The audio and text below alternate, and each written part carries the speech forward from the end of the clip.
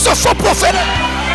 Je ne veux pas dévoiler. Vous le connaissez. Et quand il va s'incarner dans le faux prophète, alors le faux prophète deviendra la bête. Et une fois qu'il devient la bête, c'est-à-dire le diable incarné dans un homme, alors il faut maintenant appliquer la marque de la bête. Sauf que quand il fera ça, nous ne serons plus sur la terre. Pendant que Satan descendra, nous monterons. Satan ne t'attrapera pas. Je ne crois pas que Satan va t'attraper. Je ne crois pas que Satan va m'attraper. Je ne crois pas que Satan va nous attraper. Parce qu'au-dedans de nous, il y a une semence qu'on appelle la semence prédestinée. Le roi des rois, Seigneur, des seigneurs, le Seigneur notre Dieu,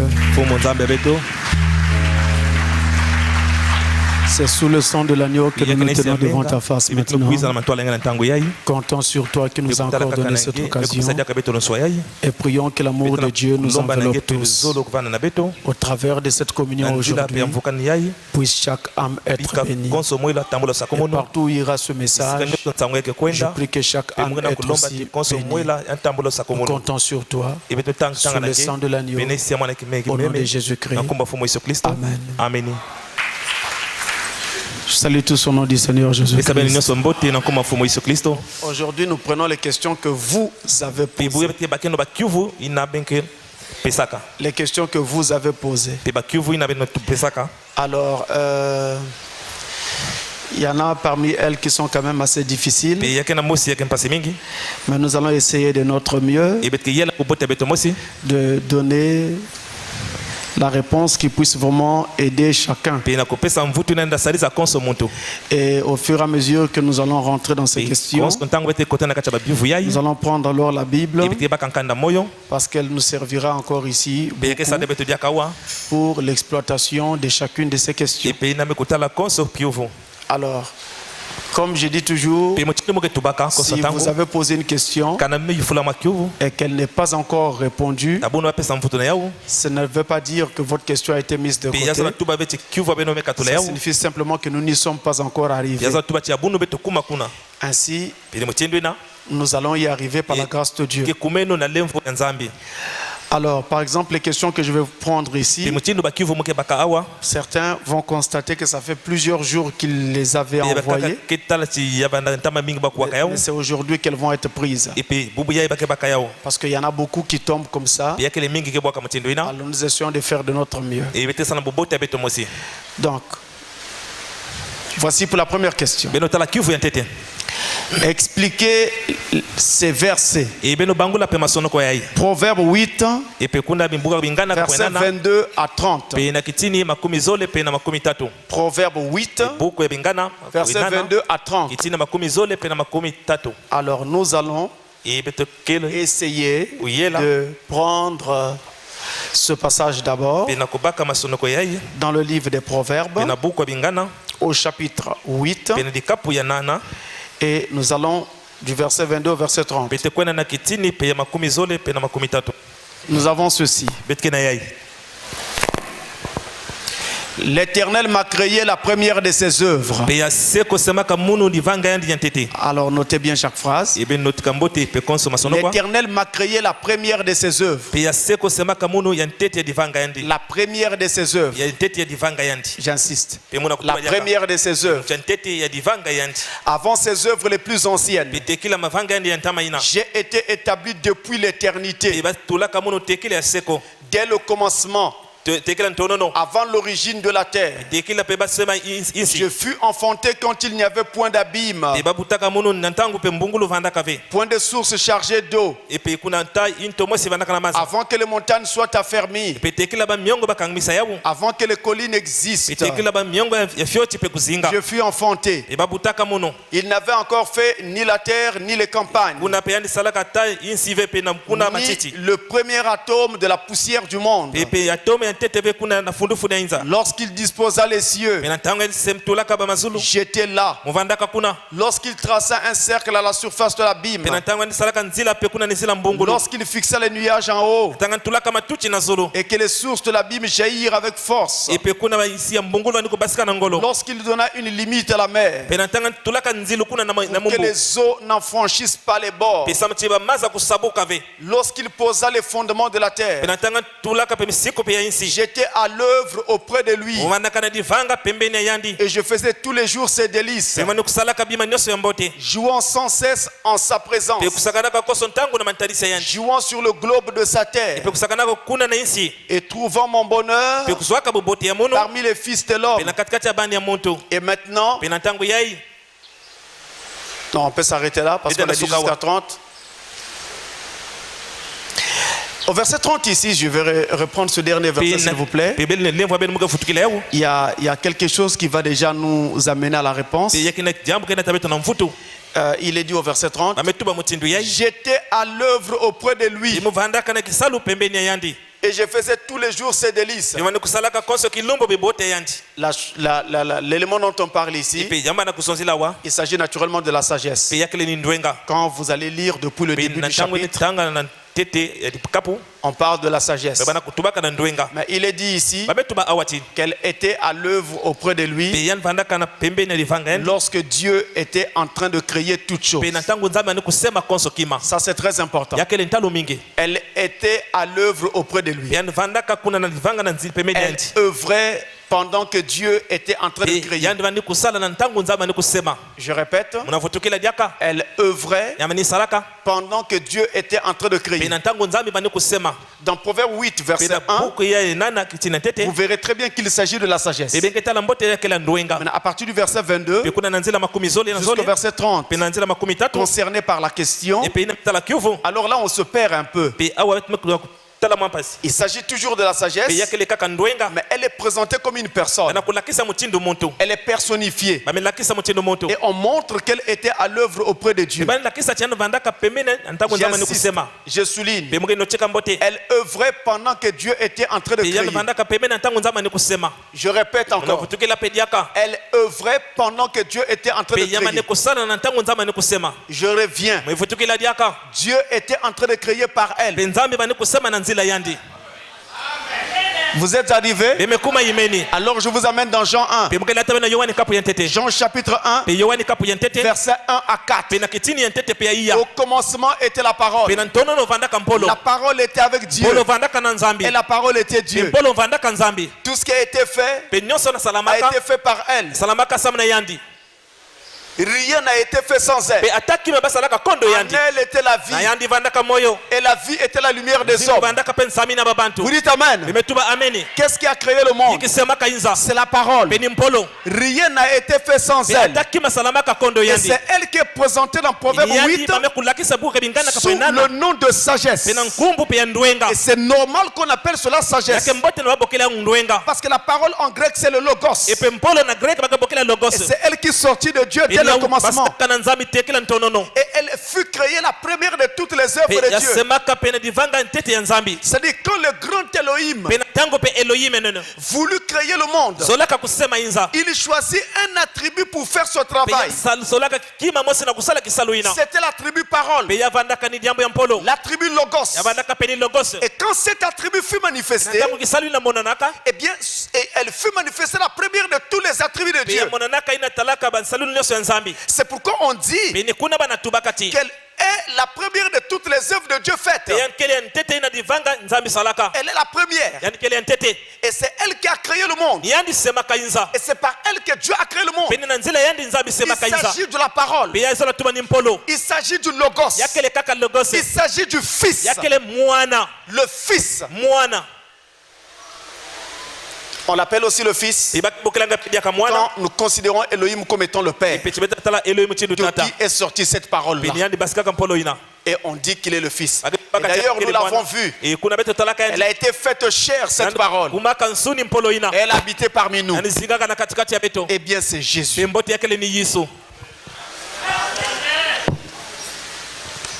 Une autre question. Shalom pasteur. Pouvez-vous s'il vous plaît m'aider à comprendre Ézéchiel 10 verset 1 à 4. Alors nous devons lire ce passage. Ézéchiel chapitre 10. On dit ceci. Je regardais. Nous sommes dans Ézéchiel 10 verset 1 à 4. Et voici sur le ciel qui était au-dessus de la tête des chérubins. Sur la tête des chérubins, il y avait comme une pierre de saphir. On voyait au-dessus d'eux quelque chose de semblable à une forme de trône. Et l'Éternel dit à l'homme vêtu de lin, va entre les roues sous les chérubins, remplis tes mains de charbon ardent que tu prendras entre les chérubins et répands-les sur la ville. Et il y alla devant mes yeux. Les chérubins étaient à la droite de la maison. Quand l'homme alla et la nuée remplit le parvis intérieur, la gloire de l'Éternel s'éleva de dessus les chérubins et se dirigea vers le seuil de la maison. La maison fut remplie de la nuée et le parvis fut rempli de la splendeur de la gloire de l'Éternel. Dans ce passage, on est tout simplement en train de parler de la gloire de l'Éternel et de la façon dont il travaille au milieu de ceux qui l'entourent. Ce que nous venons de lire là, si vous voulez déjà comprendre un peu de quoi il s'agit, il faut repartir dans Ézéchiel au chapitre 1 et vous verrez qu'il y a dans Ézéchiel 1 des détails qui vous aideront déjà à comprendre de quoi il s'agit. Je vais essayer de m'y rendre. Je vais prendre Ézéchiel chapitre 1 et je peux prendre depuis le verset 4 et je vais essayer de descendre jusqu'à un endroit donné où je pourrais m'arrêter. Écoutez ce qui est dit. Je regardais et voici il vint du septentrion un vent impétueux, une grosse nuée et une gerbe de feu. Vous entendez ça? Il vint du septentrion, un vent impétueux. Si vous vous rappelez, le jour de la Pentecôte, il eut un vent impétueux. Mais lui, il dit que ça venait du septentrion. C'est normal. Parce que le prophète Ézéchiel, pendant qu'il était en train de prophétiser, il devait se trouver, je crois, à Babylone. Et donc, par rapport à sa position géographique, le lieu d'où venait ce vent impétueux se trouvait maintenant au nord. Il s'agit de ce qui devait se passer le jour de la Pentecôte. Une grosse nuée. Le jour de la Pentecôte, une nuée de feu apparut qui se partagea en langue de feu sur les différentes personnes. Mais à l'arrivée, c'était comme un vent impétueux. Et une gerbe de feu. C'est toujours cette nuée. Je vais parler de la colonne de feu. Elle a l'aspect d'une langue de feu. Comme une feuille de feu. Comme une gerbe de feu. Qui répandait de tous côtés une lumière éclatante.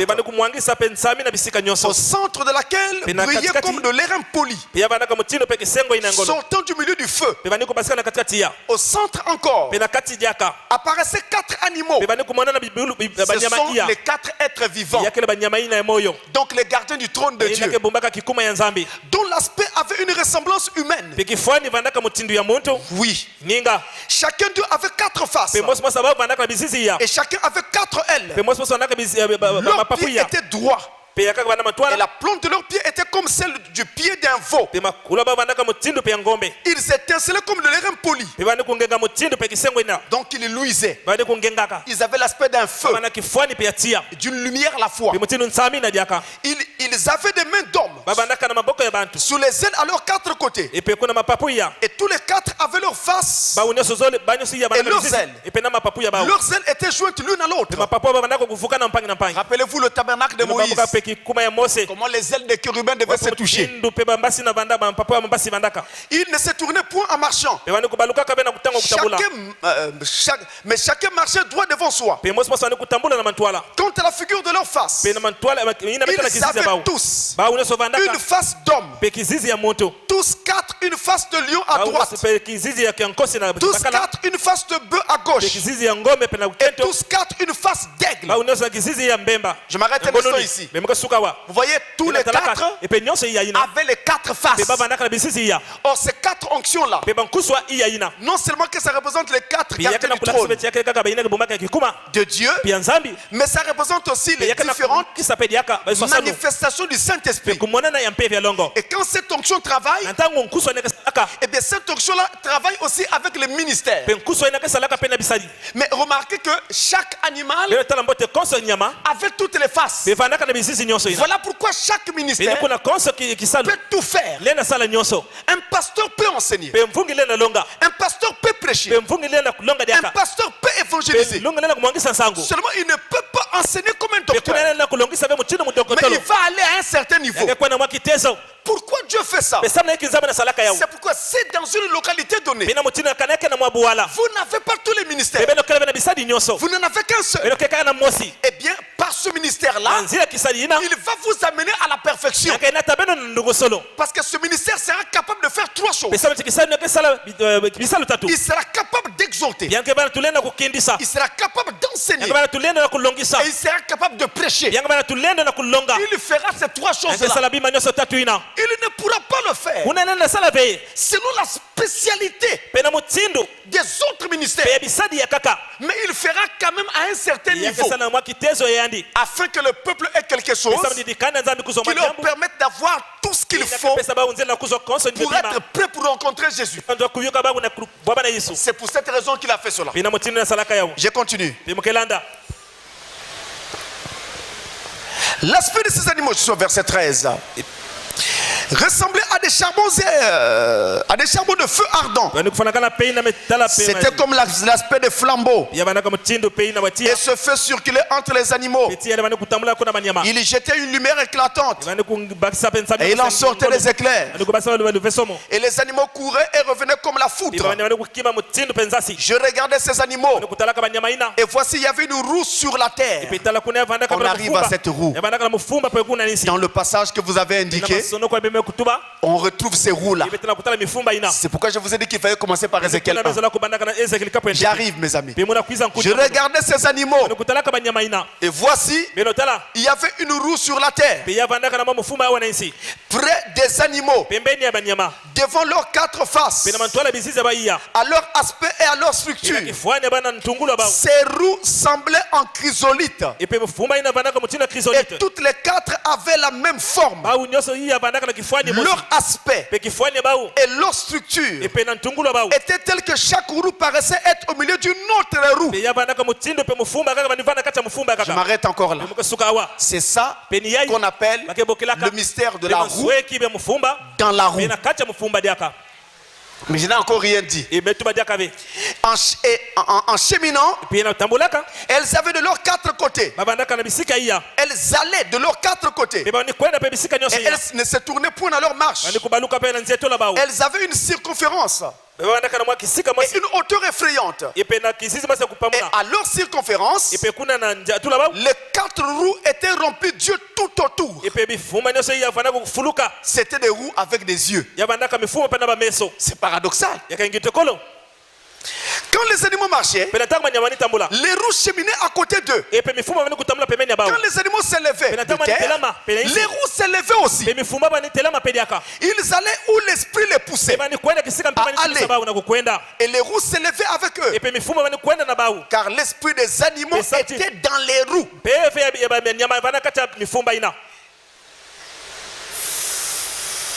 Quand il marchait, elle marchait. Quand il s'arrêtait, elle s'arrêtait. Les roues s'arrêtaient. Quand il s'élevait de terre, les roues s'élevaient avec eux. Car l'esprit des animaux était dans les roues. Au-dessus des têtes des animaux, il y avait comme un ciel de cristal resplendissant qui s'étendait sur leur tête dans le haut. Un ciel au-dessus de la tête des animaux. Comme dans le chapitre 10. Sous ce ciel, leurs ailes étaient droites l'une contre l'autre. Et ils en avaient chacun d'eux qui les couvraient. Chacun d'eux qui couvrait leur corps. J'entendis le bruit de leurs ailes quand ils marchaient, pareil au bruit de grosses eaux, ou à la voix du Tout-Puissant. C'était un bruit tumultueux, comme celui d'une armée. Quand ils s'arrêtaient, ils laissaient tomber leurs ailes. Je m'arrête encore là. Le bruit de leur mouvement était comme le bruit de grandes eaux. Et la Bible elle-même complète. C'était comme le bruit de la voix du Tout-Puissant. Je continue d'abord la lecture. Verset 25. Et il se faisait un bruit qui partait du ciel étendu sur leur tête lorsqu'ils s'arrêtaient et laissaient tomber leurs ailes. Verset 26. Au-dessus du ciel qui était sur leur tête, il y avait quelque chose de semblable à une pierre de saphir. Nous retrouvons cette pierre au verset 10, au chapitre 10. J'y arrive. Semblable à une pierre de saphir en forme de trône. Et sur cette forme de trône apparaissait comme une figure d'homme placée en haut. Vous y êtes maintenant? La pierre de saphir, c'était un trône. Et sur ce trône, il y avait quelqu'un. J'avance. Verset 27. Je vis encore comme de l'airain poli, comme du feu, au dedans duquel était cet homme. Cet homme était dans ce feu-là. Et qui rayonnait tout autour. Depuis la forme de ses reins jusqu'en haut. Et depuis la forme de ses reins jusqu'en bas. Et je vis comme du feu. Et comme une lumière éclatante dont il était environné. C'était un homme. Mais il habitait dans un feu. Ce feu avait la couleur de l'airain poli. Je m'explique. L'airain poli, c'est le jaune verdâtre. Donc c'est une lumière jaune verdâtre, exactement la couleur de la colonne de feu. Et cet homme habitait dans cette lumière-là. Mais qui était cet homme qui habitait dans cette lumière et qui était assis sur cette pierre de saphir, sur ce trône, et qui était environné de 4 chérubins, les 4 êtres vivants, qui avaient des roues. Et quand il s'est déplacé, les roues s'est déplacées avec. Écoutez, verset 28. Verset 28. Quel est l'aspect de l'arc qui est dans la nuit en un jour de pluie? Ainsi était l'aspect de cette lumière éclatante. Là, on ajoute un détail. Cette lumière avait l'aspect de l'arc-en-ciel. Or, l'arc-en-ciel a cette couleur. Et cet homme était dans cette lumière arc-en-ciel. Il était environné par cela. Qui était donc cet homme? Quel est l'aspect de l'arc qui est dans la nuit en un jour de pluie? Ainsi était l'aspect de cette lumière éclatante qui l'entourait. C'était une image de la gloire de l'Éternel. À cette vue, j'ai tombé sur ma face et j'ai entendu la voix de quelqu'un qui parlait. Il vit une lumière Dans cette lumière, il y avait quelqu'un. Mais il ne nous donne pas l'identité de cet homme. Mais il dit qu'il est tombé. Le prophète Ézéchiel est tombé à la vue de cette gloire. Et quand il tombe, une voix sort de cette lumière pour parler à Ézéchiel. Mais ceci me rappelle une autre scène de la Bible. Lorsqu'un certain prophète de Dieu, à l'époque appelé Saul de Tarse, était en route pour aller arrêter les chrétiens. En chemin, une lumière éclatante apparut en plein jour. Le frappa. Il tomba et roula dans la poussière. Et quand il levait les yeux vers le ciel, il entendit la voix d'un homme qui parlait dans la lumière. Et que disait cette voix? Jésus, que tu persécutes. L'homme de la lumière, vu par Ézéchiel, c'est Dieu lui-même. C'est le Seigneur Jésus. Mais à l'époque de l'Ancien Testament, il n'était pas encore connu sous ce nom-là. Et dans le Nouveau Testament, nous revoyons la même scène avec l'apôtre Paul. Et cette fois-ci, nous découvrons que l'homme c'est maintenant Jésus. C'est lui qui est assis sur ce saphir. Le saphir, c'était le trône de Dieu. Et on utilise le nom de saphir pour parler de l'aspect qu'avait la gloire de ce trône. Et les 4 chérubins, ce sont les 4 êtres vivants, les gardiens du trône de Dieu. Et c'est eux qui gardent le trône du Seigneur. Et les roues, eh bien, c'est le plan de Dieu. Chaque fois que la roue se déplace, un programme de Dieu se déroule. Et quand la roue s'élève dans les airs, eh bien, c'est un programme en vue. C'est une prophétie en vue. Quelque chose va se réaliser. Et Dieu l'annonce dans les airs. Par ce grand mystère de la roue dans la roue. La roue dans la roue, c'est le programme de Dieu en train de se dérouler. C'est ça ce mystère. Et comme les chérubins, non seulement qu'ils gardaient le trône de Dieu, mais ils avaient un autre rôle. C'était eux qui assuraient le déplacement de Dieu. La Bible dit que Dieu se déplace assis sur un chérubin. Alors, chaque fois que Dieu devait accomplir quelque chose,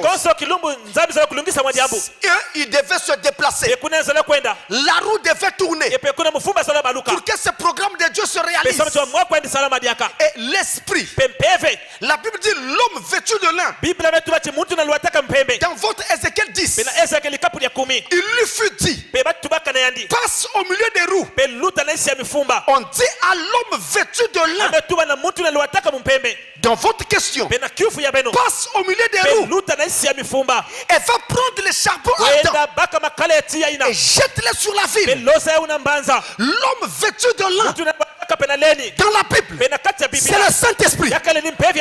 Le lin symbolise les œuvres justes des saints, les œuvres de sainteté. L'homme vêtu de lin, c'est le Saint-Esprit. On lui dit de passer entre les roues, de passer pendant que le programme de Dieu se déroule, de prendre les charbons ardents et de répandre sur la ville. Que disent les Écritures? Dites du mal de ceux qui vous font du plutôt dites du bien de ceux qui vous font du mal. En faisant cela, ce sont des charbons ardents que vous amassez sur leur tête. En d'autres termes, c'est des malédictions qu'eux ils vont recevoir. Mais pourquoi l'homme vêtu de lin devait passer entre les roues? C'est très simple, mes amis. Chaque fois qu'un programme de Dieu se déroule, il se trouve que il y a un message qui va te donner, soit une prophétie, soit un messager envoyé par Dieu pour prononcer un message. Mais quand il prononce ce message, il y a des gens qui vont croire. Sur ces gens-là, la bénédiction de Dieu va se répandre. Il y en a d'autres qui ne croiront pas. Sur ceux qui ne croiront pas, Des charbons ardents doivent tomber sur leur tête. Voilà pourquoi il fait Dieu à l'homme vêtu de lin. Passe au milieu des roues. Passe pendant que le programme se déroule. Et ça se déroule ainsi dans tous les âges. Ça s'est aussi fait ainsi avec Israël. Et ça se fait aussi maintenant comme ça. Dans les âges. Dieu envoie un messager. Ceux qui croient en lui, eh bien ils sont bénis. Ceux qui ne croient pas ce message, des malédictions doivent tomber. Des charbons ardents s'abattent sur eux. On appelle cela un jugement temporaire. Après qu'un message ait été donné. Pourquoi jugement temporaire? Parce qu'il y a un dernier jugement qui vient. Celui-ci est provisoire. Celui-ci est temporaire. Il est temporaire et il est en rapport avec le message qu'ils ont rejeté. Et quand ils se déplaçaient, ces animaux-là, la Bible dit que leur bruit ou le bruit de leurs ailes était semblable à la voix des grandes eaux. La voix des grandes eaux. La Bible dit encore, c'est comme la voix du Tout-Puissant. Dans un autre passage de la Bible, il est dit que la voix des grandes eaux, c'est la voix d'une multitude. Elle est voix des grandes eaux. Elle est grande parce qu'il y a une multitude qui parle. Les eaux, selon Apocalypse 17, verset 15, ce sont les foules. Ce sont les peuples. Et maintenant, pourquoi on dit voix des grandes eaux? Parce que Dieu n'a pas utilisé qu'un seul messager. Nous avons 7 âges de l'église. Il a utilisé 7 messagers. Quand vous prenez la voix du premier, du deuxième, du troisième, et que vous faites entendre toutes ces voix-là, vous avez là la voix d'une multitude. C'est pourquoi on dit voix des grandes eaux. Et on ajoute, c'est la voix du Tout-Puissant. Parce que au travers de chacun de ces messagers-là, c'était Dieu qui parlait. Il a parlé par Paul. Il a parlé par Irénée. Il a parlé par Martin. Il a parlé par Colomba. Il a parlé par Luther. Il a parlé par Wesley. Et dans cet âge, il a parlé par Branham. C'est Dieu faisant entendre sa voix. Et même après Frère Branham, les Éphésiens 4 continuent à faire entendre la voix de Dieu. Et quand vous rassemblez tout ça, ça fait la voix d'une multitude. Combien y a-t-il d'Éphésiens 4 au monde?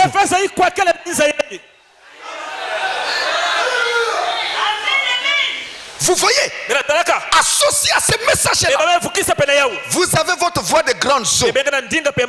Voilà ce passage. Il s'agit tout simplement du programme de Dieu qui s'est déroulé. Et Dieu nous montrait comment cela se faisait. En montrant la coordination entre les gardiens de son trône qui se mettaient en mouvement au moindre signal qu'il donnait. Et l'homme vêtu de lin qui était chargé de répondre un jugement temporaire sur ceux qui rejetaient ce programme que Dieu avait entamé. Voilà pour Ézéchiel 10. Une autre question. Cette question est un peu difficile. Un peu difficile. Et je sais que beaucoup de croyants se sont déjà posé cette question. Écoutez-la. Dans le livre La révélation des 7 sceaux, le premier sceau, le paragraphe 373, le prophète dit: nous voulions un surhomme. Attendez seulement que l'église monte et que Satan soit précipité. Il s'incarnera. Pasteur, Satan n'avait-il pas été précipité lors de la bataille du ciel avec Michaël et c'est un quart des anges fidèles? Si selon Apocalypse 12, versets 7 à 12, Satan ne sera précipité qu'après l'enlèvement de l'église. À quoi sont donc dues les souffrances que nous sommes l'objet? Les souffrances dont nous sommes l'objet. Car je ne crois pas que l'église soit déjà partie, puisque je suis une partie d'elle. Éclairez-moi s'il vous plaît. Bon, d'abord une petite correction. Satan avait pris les 2 tiers des anges au ciel. Lucifer, on va dire. Les 2 tiers des anges. Et Michaël n'avait gardé que le 1 tiers. Pas le 1 quart, le 1 tiers. Pour la précision. Donc ici, il n'avait gardé que le 1 tiers. Michaël. Pendant que Satan avait pris les 2 tiers. C'était juste pour la précision. Maintenant, on nous dit que dans cette citation de Frère Branham, Frère Branham dit que attendez seulement que l'église monte et Satan sera précipité. Ensuite, il s'incarnera. Satan sera précipité. Ensuite, il s'incarnera. Alors on pose la question. Pasteur, Satan n'avait-il pas déjà été précipité lorsqu'il y avait eu la bataille du ciel entre Michaël et Lucifer?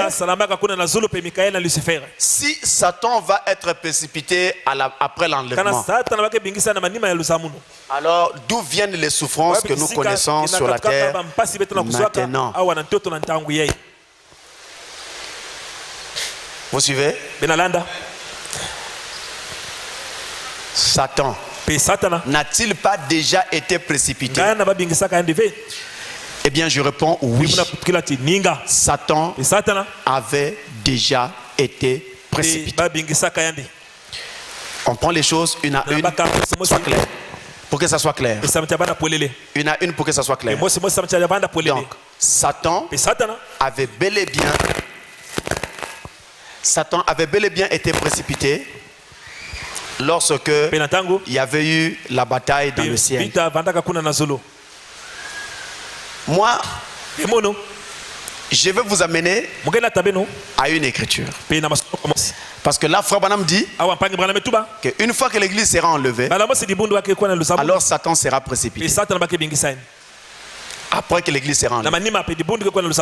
Mais l'Apocalypse 12 nous dit que Satan avait déjà été précipité lors de la bataille du ciel. Je crois les deux. Je crois ce que dit Apocalypse 12. Je crois aussi ce que dit Frère Branham. Les saints disent Amen. Maintenant, moi je vous amène à une écriture. Allons dans Luc. Luc chapitre 10. Le verset 17 jusqu'à 20. Luc 10. 17 à 20. Alors, suivez cette écriture. Il nous est dit. Les 70 revinrent avec joie, disant, Seigneur, les démons même nous sont soumis en ton nom. Jésus leur dit, je voyais Satan tomber du ciel comme un éclair. Voici, je vous ai donné le pouvoir de marcher sur les serpents et les scorpions et sur toute la puissance de l'ennemi, et rien ne pourra vous nuire. Cependant, ne vous réjouissez pas de ce que les esprits vous sont soumis, mais réjouissez-vous de ce que vos noms sont écrits dans les cieux. Ça, c'est une parenthèse. Si vous avez par la grâce de Dieu la puissance de faire des miracles, Frère Branham dit, les miracles sont les choses les plus aveuglantes qu'on puisse faire. Parce que quand vous vivez des miracles, souvent ça vous empêche de regarder votre vie et de faire attention à votre communion avec Dieu. Et vous pensez que tout va bien.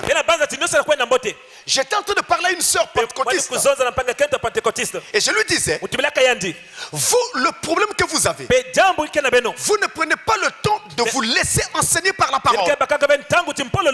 Vous croyez que vous avez une grande communion avec Dieu parce que vous avez des songes, vous avez des visions et vous voyez différentes manifestations de Dieu. Mais vous oubliez que ces manifestations que vous voyez, vous les voyez parce que vous priez beaucoup.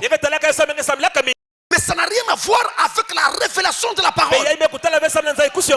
Et Jésus dit, même si les démons vous sont soumis, même si vous faites de gros miracles, ne vous réjouissez pas. Parce que les miracles ne sauvent pas. Je peux entendre un amen. Mais dans les bisinga, il y a des miracles. Chez les pentecôtistes, il y a des miracles. Dans les dénominations, il y a des miracles. Vous avez déjà entendu parler de Oral Roberts? Oui. Mais vous ne l'avez pas encore vu en scène. Oral Roberts. Vous n'avez rien vu. J'ai vu Roberts prier pour un homme important. Comme il est gaillard, il s'est assis sur un tabouret. Le pasteur Roberts. Et le monsieur, on l'a mis là. Quand il pose les mains sur la personne, il dit au nom de Jésus. Quand il enlève la main, la personne marche sur le champ. Mais comparez maintenant Roberts avec Branham. Si la comparaison était permise, ce n'est pas possible. Parce que Frère Branham, au-delà des miracles qu'il avait, il avait aussi la parole.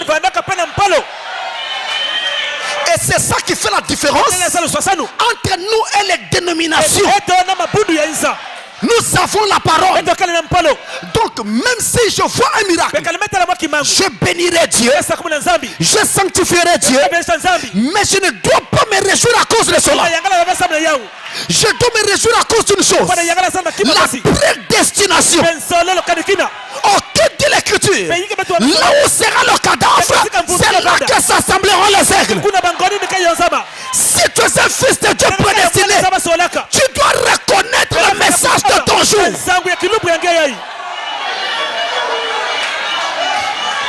Tu dois être là où la foi de ton jour se fait entendre.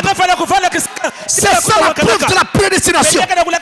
Tu es un élu et tu restes dans une dénomination. Il y a quelque chose qui ne va pas.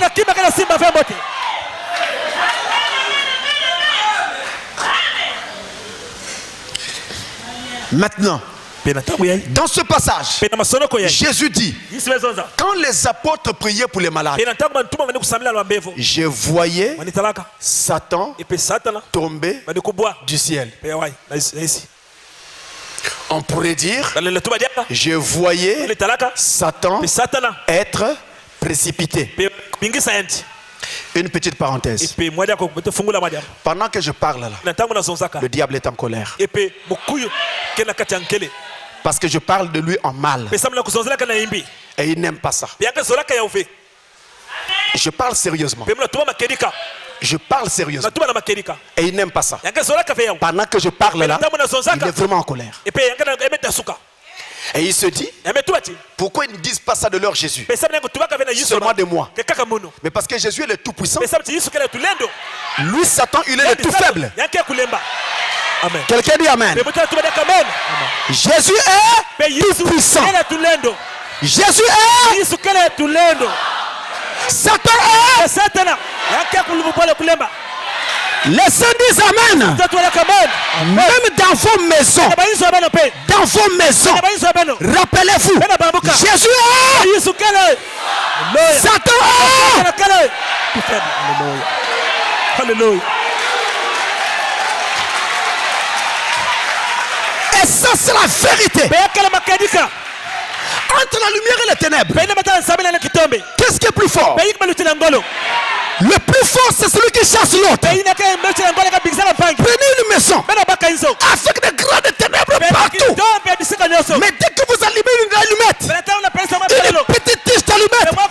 chasse les ténèbres. Une petite lumière chasse les ténèbres.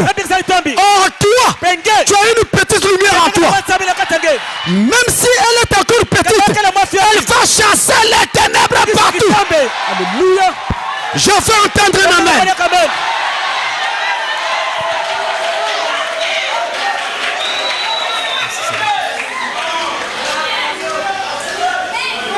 Je voyais Satan tomber du ciel.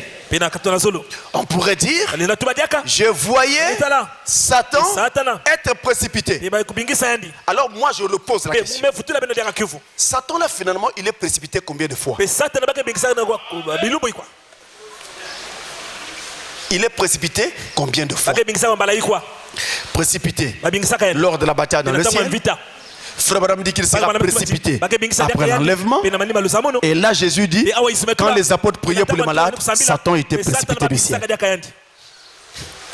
Comprenez seulement ceci mes frères. Chaque fois que Satan perd du terrain, dans le langage de la Bible, on dit qu'il est précipité.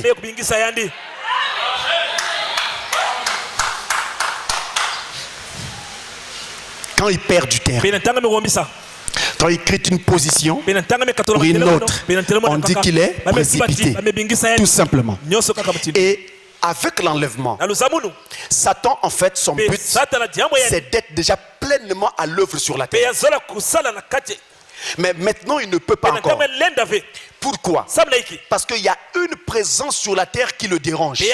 C'est la présence du Saint-Esprit. C'est la présence de l'épouse de Christ. Le Saint-Esprit est dans l'épouse de Christ.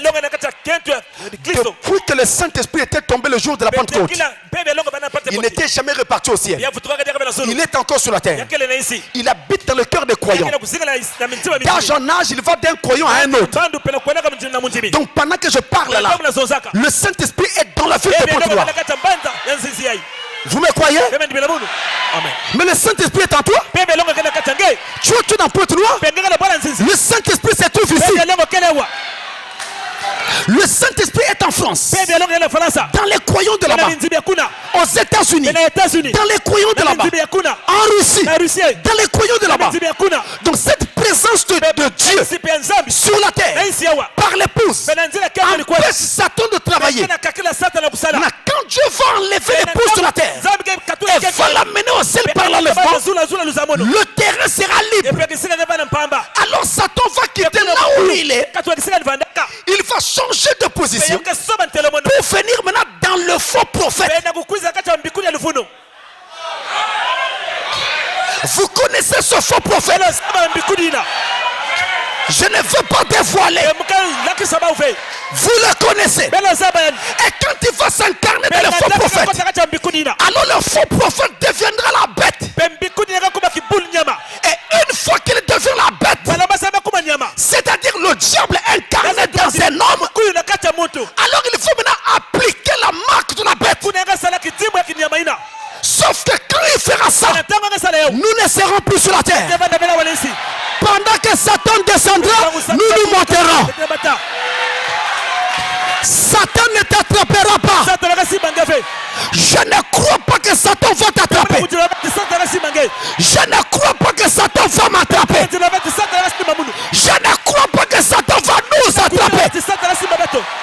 Parce qu'au-dedans de nous, il y a une semence qu'on appelle la semence prédestinée. Même si aujourd'hui je suis encore faible ici, faible là, je vous le dis, chaque jour que Dieu fait, je grandis. Alléluia. Nous grandissons. Nous connaissons Dieu de mieux en mieux. Gloire à Jésus. J'aime ce Dieu-là. Et je bénis son nom. Parce que là, nous sommes vraiment en route vers la gloire. Oui, mes amis, croyez-moi. Nous sommes en route vers la gloire. Et vous devez être certains de votre élection. Certains de votre nouvelle naissance. Certains de votre adoption. Certains de votre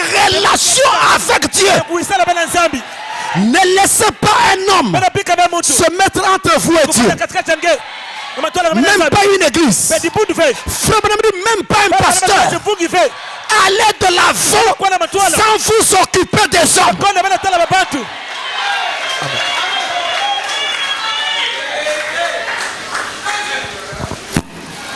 Une autre question. Oh là là, il faut que je cours.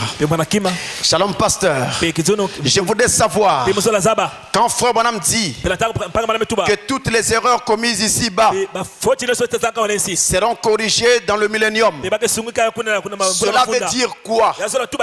Si par exemple, une femme a épousé un homme qui n'était pas le sien, là-bas, cette femme aura son vrai mari? Non. Il est écrit à la résurrection, les hommes ne prendront point de femmes et les femmes ne prendront point de mari. Cette erreur sera corrigée au millénium. Ça signifie tout simplement que vous n'aurez plus besoin d'en souffrir. C'est clair? Une autre question. Ézéchiel 7, verset 28. On pose la question sur ce passage-là. Ézéchiel 7, verset 28. Voici ce que mon âme cherche encore et que je n'ai point trouvé. J'ai trouvé un homme entre 1000, mais je n'ai pas trouvé une femme entre elles toutes. Pasteur, s'il vous plaît, ce passage veut dire quoi? Ce passage signifie, selon 1 Pierre 3, verset 7, que la femme est un être de nature faible. Vous pouvez facilement trouver un homme parmi 1000, mais vous en trouverez difficilement une femme parmi 10 000 femmes. Parce que la femme est un être de nature faible. Et cette nature faible de la femme, je me suis toujours posé la question comment cela est arrivé ainsi.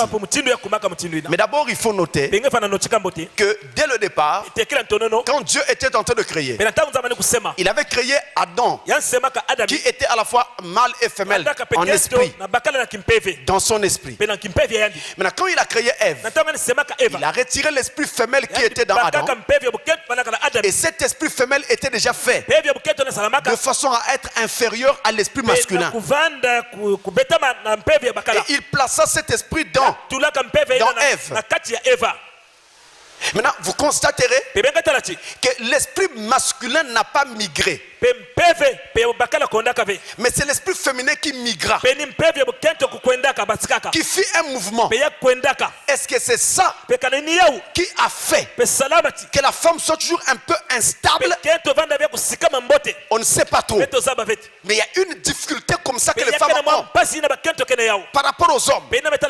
Et pour dire la vérité, sans avoir besoin de saper les femmes, en fait, il est plus difficile pour une femme d'être sauvée que pour un homme. C'est pourquoi vous, sœurs, qui avez déjà accepté ce message, et le Seigneur Jésus, tenez fermement ce que vous avez reçu. Ce n'est pas toujours bon, mes amis, d'être tout le temps là en train de revendiquer ses droits. Et la femme est toujours comme ça. À la maison, quand il y a un problème, vous verrez que l'homme essaye de parler. Il est posé. Il essaye de dialoguer. La femme, non. Elle râle. Tu as 2 mots, elle est déjà 15 mots. Elle râle. Elle pense que c'est en parlant comme ça qu'elle fera entendre raison à l'autre. Ce n'est pas nécessaire. Ce n'est pas nécessaire. Quand on dit que vous avez tort, pendant que vous n'avez pas tort, Dieu prendra soin. Vous savez, un jour, j'étais dans une ville. Je tais le nom. Je parlais avec un pasteur. J'étais chez lui. Et un soir, on était en train de discuter autour d'un problème. Et après, j'ai constaté que mon ami avait une certaine difficulté. Alors, j'ai essayé de lui apporter un conseil. Quand j'ai fait ça, il s'est fâché. Quoi? Qu'est-ce que tu veux montrer? Tu es toujours comme ça. Tu veux faire croire qu'il n'est que toi. Quand il s'est fâché, moi je ne parlais plus. Je n'ai plus ajouté ni I, ni O, ni A, je me suis tu. Il a parlé, parlé. Quand il a fini, je lui ai demandé, tu as fini, frère? Il dit oui, j'ai fini. Frère, que Dieu te bénisse. Si je t'ai fait mal, pardonne-moi. Je me suis arrêté. Et puis j'ai pris congé, je suis allé dormir. Le lendemain, c'était un dimanche. Nous sommes allés à l'église. Le culte s'est tenu normalement. C'était très bien. À la fin, on a reçu les brebis. Terminé. Il fallait maintenant rentrer à la maison. Donc on rentre un peu tard, vers les 16h, 17h. Pendant que nous sommes en train de rentrer, j'ai aperçu une bibliothèque qui vendait des livres religieux. J'ai dit à mon ami pasteur, et à quelques-unes de ces brebis qui m'accompagnaient, je vois une bibliothèque là, je voudrais voir si je peux trouver un livre intéressant. Je me suis rapproché. Eux aussi m'ont accompagné. On s'est tenu devant la fenêtre, on regardait les livres. C'était le lendemain, c'était le dimanche. La discussion avait eu lieu le soir, la veille. On regardait les livres. Et puis, pendant qu'on regardait le livre, la causerie s'est engagée avec le vendeur, qui lui aussi était un frère, mais d'une autre église, d'une dénomination. Alors, la causerie s'est engagée. On parlait, chacun donnait son point de vue sur un livre, des choses comme ça. Soudain, mon frère là, prédicateur, recommet la même erreur pour laquelle je lui parlais hier soir, devant le bibliothécaire qui ne nous connaissait pas. Alors le bibliothécaire le reprend et lui donne un conseil, presque en le réprimandant devant ses brebis, en utilisant les mêmes mots que j'avais utilisés hier soir. Les mêmes phrases. Moi, je me suis tué. Je me suis dit, soi-disant, que paraît-il que je parle beaucoup là. Les mêmes mots, les mêmes phrases. Et ça ne peut être que le Saint-Esprit. Il n'est pas de notre église, d'une dénomination. Il ne sait pas ce que nous avons dit. Et là, c'était devant ses brebis. On ne l'a pas raté. Si hier soir tu m'avais écouté, on ne serait pas arrivé ici. Donc ça ne sert pas de beaucoup parler, mes amis. Alors nous avançons. Une autre question. Si l'ange de Dieu frappa Zacharie pour avoir mis en doute sa parole contrairement à Marie, femme de Joseph, pensez-vous que ce fut essentiellement au sujet de l'accomplissement d'une certaine promesse, le cas de Sarah? Donc là on rappelle un enseignement que nous avons souvent donné, si vous y êtes. Car dans la Bible, bien que le cas de Marie soit une exception, néanmoins cela avait été prophétisé par Esaïe. Ne pensez-vous pas qu'il y avait là une écriture tirée du prophète qui annonçait la venue du Messie par le canal d'une vierge? Marie aussi n'avait-elle pas douté par incrédulité? Car il est écrit, voici la vierge concevra et enfantera un fils et lui donnera le nom d'Emmanuel. Écoutez mes amis, je me rappelle avoir dit ici que Zacharie, lorsque l'ange Gabriel lui apparaît annonçant la naissance de Jean-Baptiste, il avait douté. L'ange l'a frappé. Il ne parlait plus. Marie, on lui annonce la naissance de Jésus. Elle dit, Seigneur, comment cela se fera-t-il? Elle aussi avait douté. Mais l'ange ne l'a pas frappé. Et je disais que le doute de Zacharie était un doute par incrédulité. Et le doute de Marie était un doute par la foi. Parce que Marie voulait en savoir davantage. C'est ce que je disais. Maintenant on demande, pensez-vous que quand Dieu a frappé, l'ange a frappé Zacharie, c'était nécessairement parce que il y avait une promesse déjà accomplie? Non, pas forcément. pas essentiellement.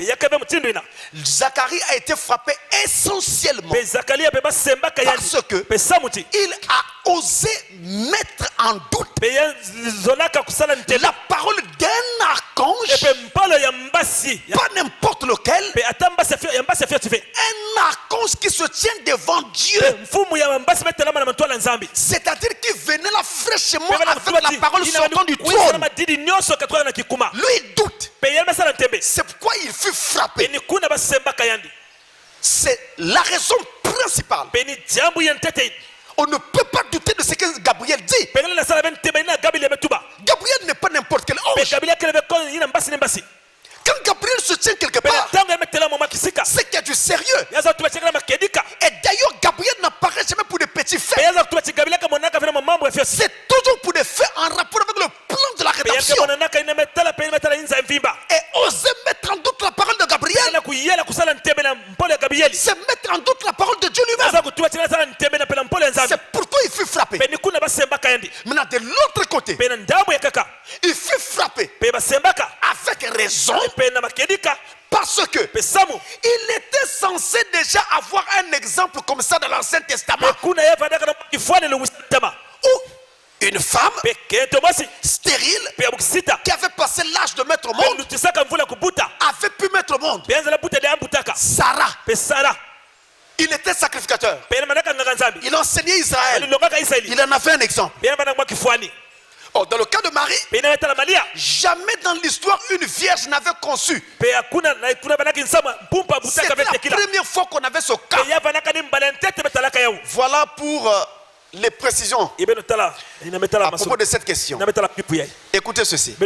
Shalom pasteur. Le rocher sur lequel Moïse s'était tenu quand il a vu Dieu passer se trouve en Arizona.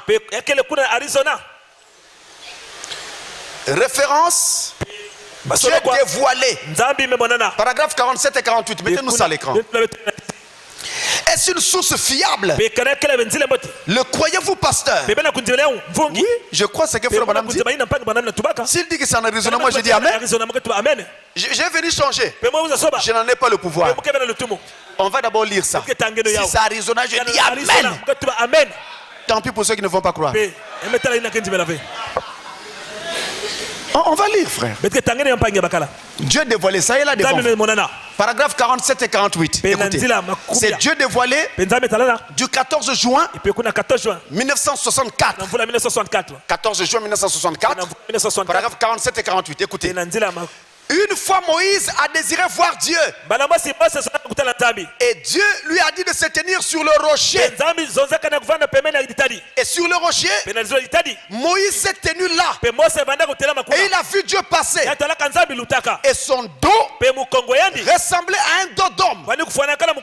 Dieu était dans un tourbillon. Et Dieu, pendant que Moïse se tenait sur le rocher, je suppose que vous avez tous vu la photo là-bas l'autre jour. Nous nous sommes tenus près de ce même rocher. Nous nous sommes tenus près de ce même rocher. Et il y a la lumière là.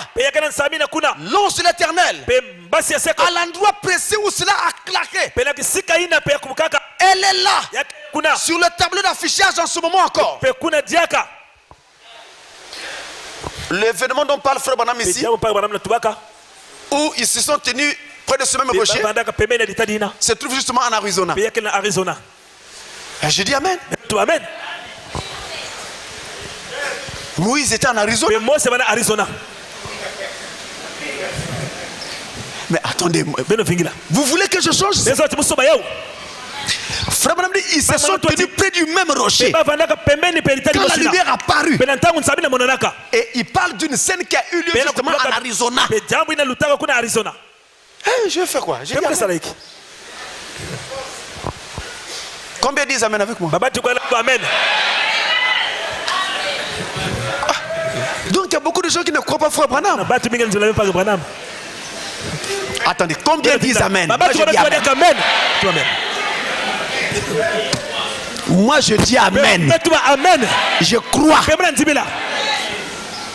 En Arizona. Maintenant, avançons. 1 Corinthiens chapitre 10. Allons d'abord dans la Bible. Et nous allons revenir dans la brochure. 1 Corinthiens chapitre 10. Vous y êtes, verset 4. Verset 4. Regardez ça. Regardez ça à l'écran ou dans votre Bible. Vous y êtes, on peut lire. Et qu'ils ont tous bu le même breuvage spirituel. Car ils buvaient à un rocher spirituel qui les suivait. Ce rocher était... Ce rocher était... Est-ce que vous croyez que Christ est ici? Est-ce que je peux dire que ce rocher est ici? Est-ce que je peux dire que maintenant je suis près de ce rocher? Amen. Amen. Donc il n'y a pas de problème. Si Branham dit qu'en Arizona, lui s'est tenu près de ce rocher. Mais moi je dis Amen.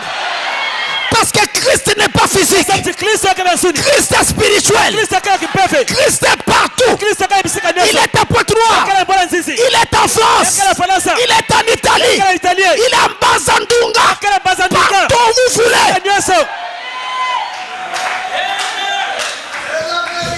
Maintenant, revenons dans la brochure. Dieu dévoilé. Continuons au paragraphe 49. Parce que vous vous êtes arrêté à 48. C'est comme ça qu'on fait dire à Frère Branham des choses qu'il ne dit pas. Donc continuons au verset, au paragraphe 49. La même prédication. Remarquez. Regardez ça à l'écran. Remarquez, le Jéhovah de l'Ancien Testament et le Jésus du Nouveau Testament. Voyez, il est le même Dieu. Il ne change que de forme. Vous voyez maintenant? Tout juste après, voilà ce qu'il dit. Il n'a pas dit que Moïse était en Arizona. Branham n'est pas fou quand même. Est-ce que c'est clair maintenant?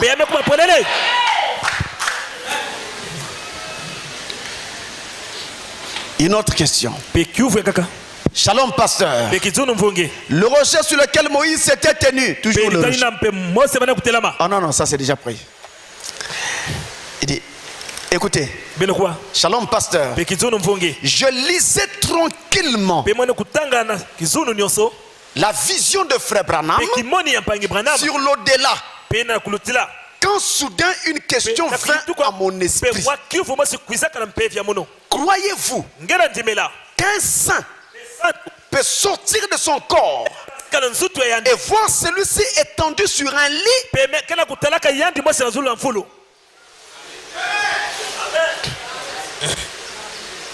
Vous vous rappelez de cette vision? Branham dit qu'il était sorti de son corps et il se tenait à quelques mètres là.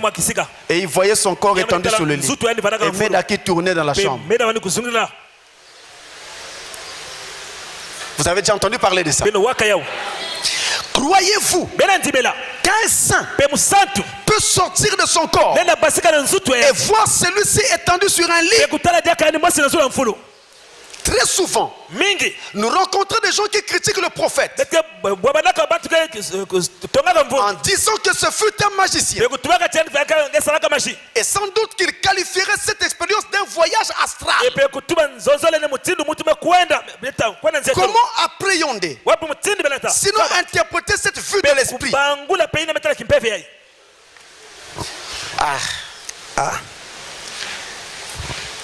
Donc vous voulez dire que nous avons là un prophète qui a l'habitude de sortir de son corps, un peu comme font les sorciers et les magiciens. J'aime dans la parole quand les questions deviennent très tatillantes. Ça j'aime. Quand on arrive à des nœuds, à des coins, là appelez-moi. Amen. Vous savez, quand on joue au football, chacun a sa spécialité. Il y en a qui jouent au 7, il y en a qui jouent au 10, n'est-ce pas? Il y en a qui jouent au 11, il y en a qui jouent au 9.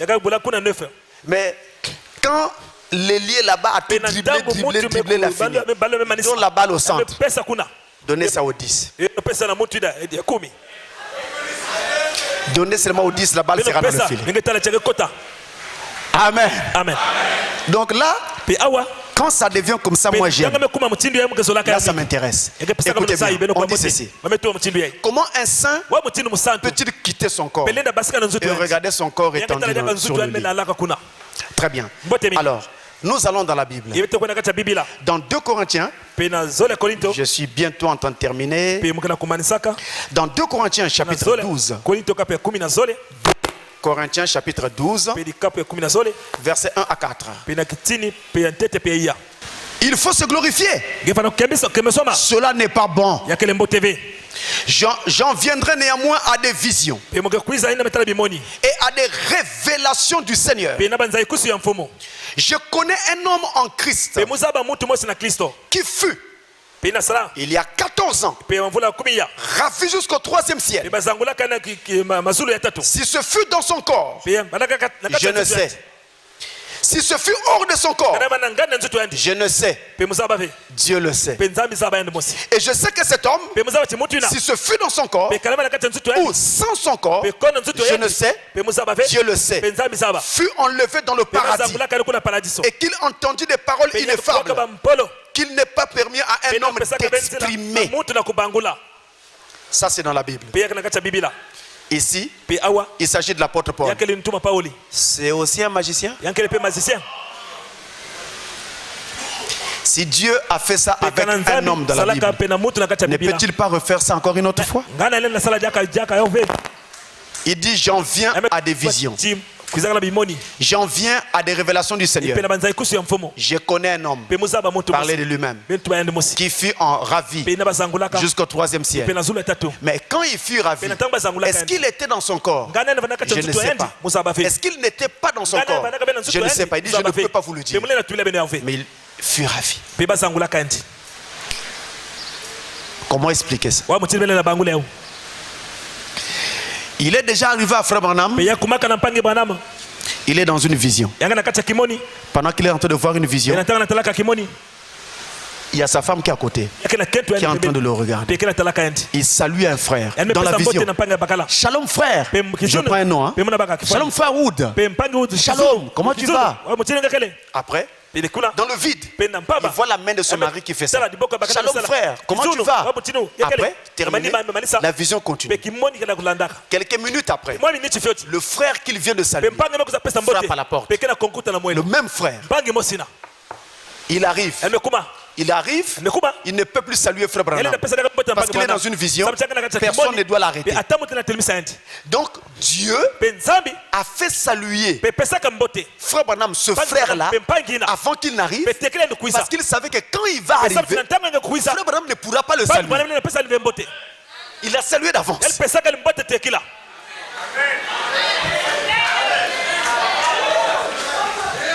Frère, ça c'est un autre niveau. Ça c'est un autre niveau. Juste une salutation. Dieu salue d'avance. Il le fait saluer d'avance. Et quand le frère arrive, plus moyen de le saluer. Parce que la vision ne devait pas être interrompue. Vous voyez comment est-ce que Dieu réfère sur sa parole, l'accomplissement de son programme. Et donc dans le cas de ceci, il n'y a vraiment pas de problème. Je viens de vous donner l'exemple de l'apôtre Paul. Je vous donne un autre exemple. Et ça c'est scientifique. C'est qu'on appelle les NDE. Near Death Experience. Les expériences de mort rapprochée. Ça arrive. Et aux croyants. Et aux non-croyants. C'est scientifique. Il est sur le lit d'hôpital. Il meurt. Il sort de son corps. Il voit son corps étendu sur le lit. Et quelques temps après, il revient. Et ça arrive et au saint. Et aux non-croyants. Le problème, c'est que Satan nous fait croire qu'il est le propriétaire de telle ou telle œuvre. Je prends un cas. À l'époque, quand je passais sur une chaîne de télévision d'ici, dans mon générique de l'émission 30 minutes pour dire Amen, j'avais mis une pyramide avec une pierre de fête et un œil dessus. Les gens ont dit, ça c'est un franc-maçon, c'est la magie. Moi j'ai répondu en disant, depuis quand Satan a le monopole des pyramides?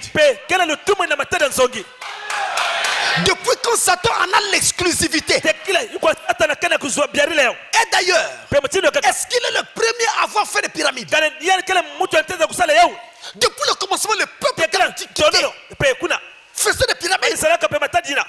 Donc c'est pas nouveau. Le fait que par la magie et les sciences occultes, Satan s'est approprié les pyramides, les cercles et des figures de ce genre. Quand vous faites ça, on dira vous êtes franc-maçon. Aujourd'hui, si vous construisez une maison et vous mettez un gros trou comme ça au mur, ou bien vous mettez un triangle ouvert sur le mur,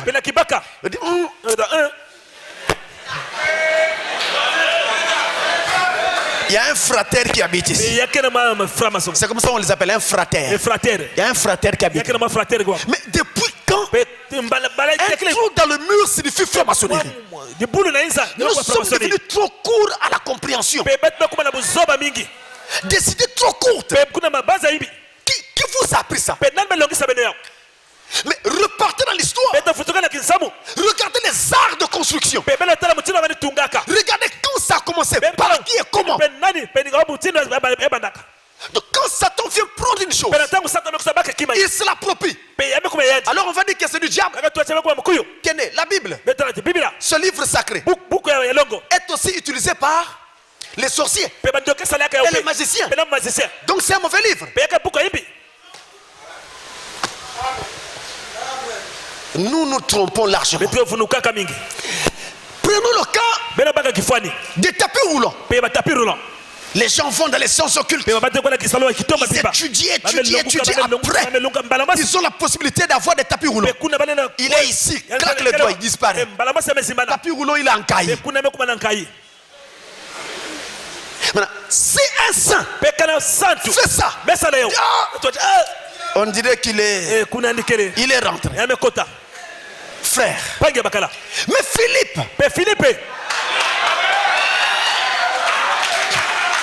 devant l'ennemi éthiopien, il finit de le baptiser. Je le prends, l'enlève, le téléporte et faut le déposer à Gaza pour tenir un autre réveil. Amen. Dites-moi ce que c'est. Donc vous dites que Satan peut faire des choses que Dieu ne peut pas. Tenez bien, la différence entre Dieu et Satan, c'est le bien et le mal. Avec Dieu, tout tourne autour du bien et de l'amour. Avec Satan, ça tourne autour du mal, de la domination, de la haine et même du mépris. Quand vous méprisez un autre à cause de votre art ou à cause de vos avoirs, c'est le diable qui est assis sur le trône de votre cœur. Alors, qu'est-ce qui est de Dieu? Qu'est-ce qui est de Satan? Une fois, pardonnez-moi, j'ai vu quelqu'un qui avait une voiture noire. Ça c'est la voiture des francs-maçons. Ici vous ne fabriquez rien. La voiture sort de l'usine avec cette couleur. Lui l'a acheté comme ça. Où est le problème? Après on dit la voiture là quand ça roule, même en journée les lampes sont toujours allumées. Ça c'est les francs-maçons. Ils luttent contre la lumière de Dieu. Vraiment l'ignorance est terriblement dangereuse. Je dois vous dire que l'ignorance remplit la ville de Pointe-Noire comme le sel remplit les eaux qui bordent. Je vous informe, en l'an 2000, les concessionnaires d'automobiles avaient décidé, pour accroître la sécurité routière, de fabriquer des voitures dont les lampes resteraient allumées même en journée pour pouvoir éviter davantage les accidents. C'est à partir de l'an 2000. Vous n'êtes pas informé. Maintenant, vous voulez que je fasse quoi? Vous n'êtes pas informé. C'est automatique. Dès que vous démarrez, les lampes s'allument. C'est pour la sécurité routière. Vous ne voulez pas vous informer. Vous voyez le problème que nous avons. Donc ici, avec les NDE, les expériences de mort approchées, quelqu'un sort de son corps. En fait, il est presque en état de mort clinique. Et il voit tout ce qui se passe. Il voit même son corps. Ça, c'est scientifique. Vous vous rappelez d'ailleurs que nous avons eu il n'y a pas longtemps le témoignage ici de notre soeur Eurydice sur la même question. Mais c'est quoi? Mais c'est la même chose. Elle pouvait voir son corps. Moi-même, j'ai aussi eu un autre frère qui était passé par une expérience semblable. Il est mort au CHU parce qu'il avait fait jusqu'à au moins 22 de tension. Il a lâché.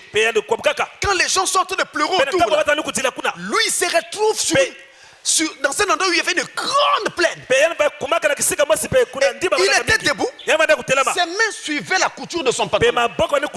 Donc il était debout droit comme ça. Droit. Dans cette plaine-là. Tout était silencieux. Vraiment silencieux. Et la plaine était tellement belle.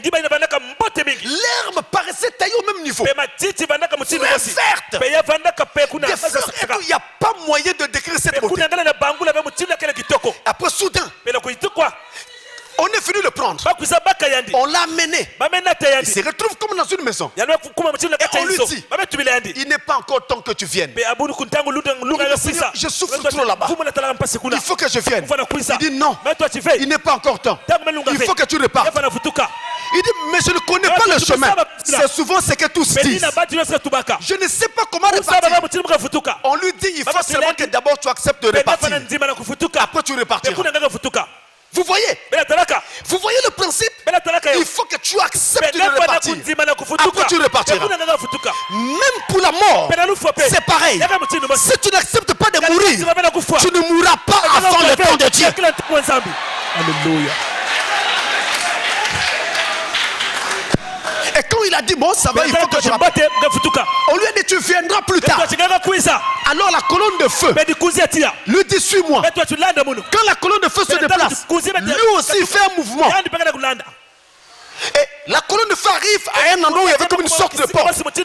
Dès qu'il a touché cet endroit, le frère s'est retrouvé dans son corps à l'hôpital. Il a maintenant commencé à bouger. Les médecins et les parents qui étaient là ont presque sursauté.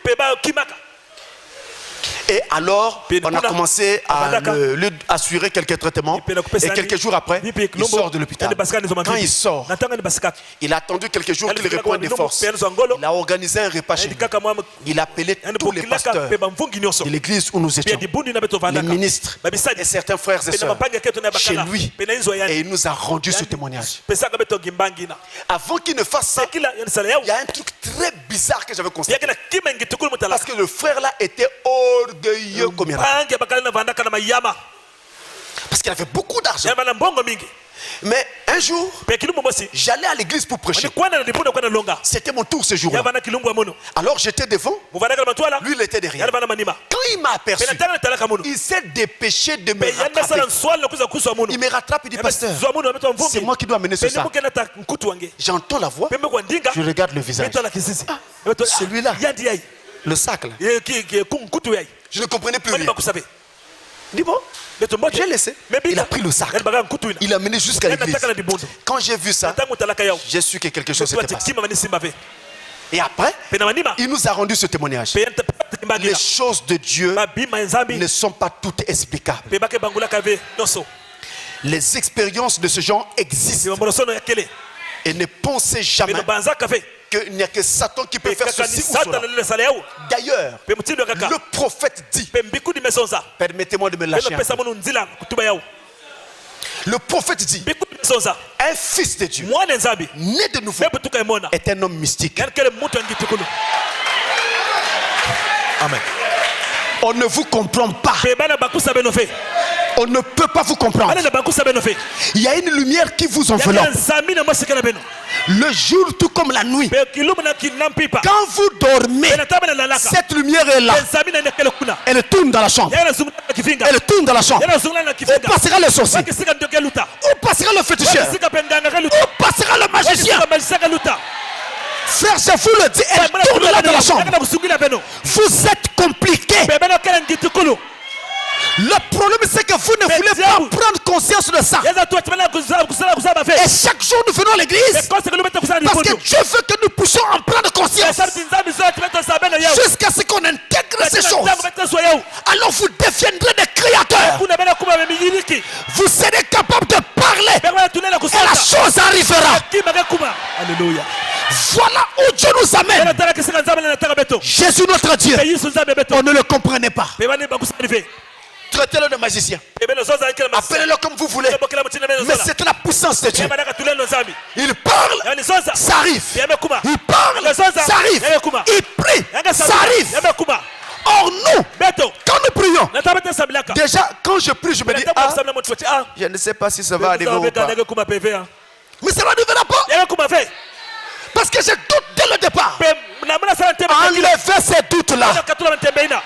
Écoutez-moi bien. Le prophète dit, si je prie pour un malade et qu'il n'est pas guéri, il dit, c'est pas mon problème. Je prie pour un autre, il n'est pas guéri, il dit, c'est pas mon problème. Le troisième qui viendra, je vais encore prier. Mais c'est pas mon problème. Est-ce que c'est moi qui avais fait la promesse? Jésus a fait la promesse. Vous imposerez les mains aux malades et les malades seront guéris. C'est sa promesse. Si ça s'accomplit, c'est sa gloire. Si ça ne s'accomplit pas, c'est sa honte à lui. Et même quand ça s'accomplit, ce n'est pas ma gloire. Je ne peux pas prendre gloire de cela. Mais c'est sa gloire à lui.